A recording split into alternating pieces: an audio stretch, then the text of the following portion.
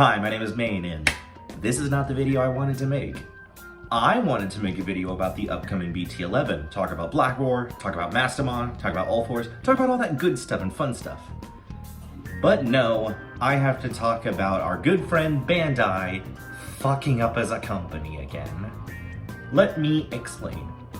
Recently in Japan, they just released the first reboot set, Rising Wind, featuring some new stuff from the current season of Digimon Ghost game, but a lot of reprints from the first 6 sets of the game. And these are a lot of really good staples that are super expensive and hard to get a hold of now.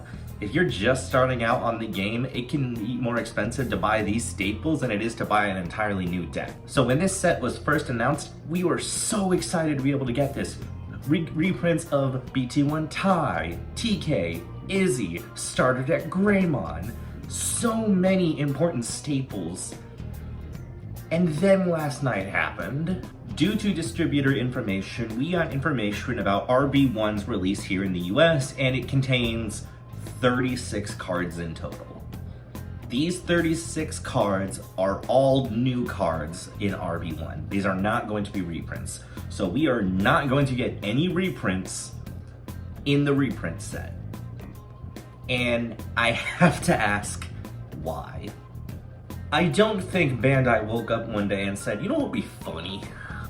So let's just go over some of the possible reasons Bandai might have chosen to not give us these reprints in RB1.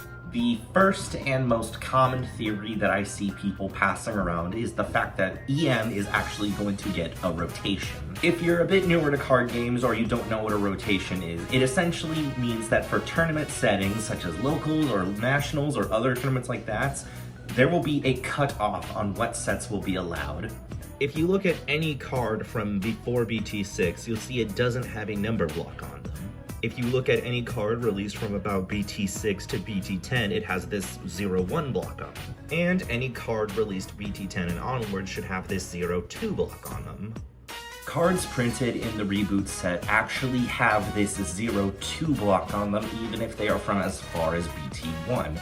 So the reboot set kind of negates the purpose of rotation, as it pretty much would just rotate out all old cards that don't really see play anymore. But on the flip side, us having a rotation has the potential to severely hurt a lot of decks.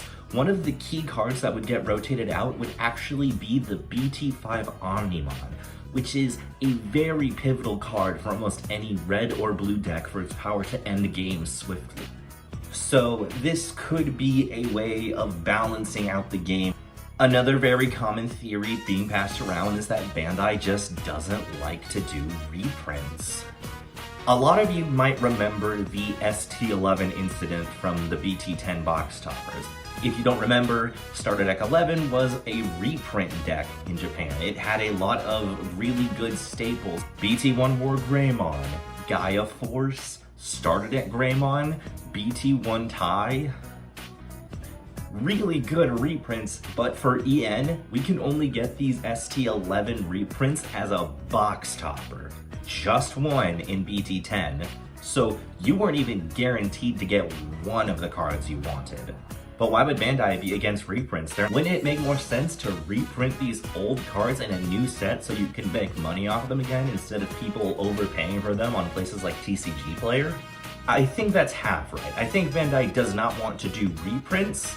They like to do tournament reprints.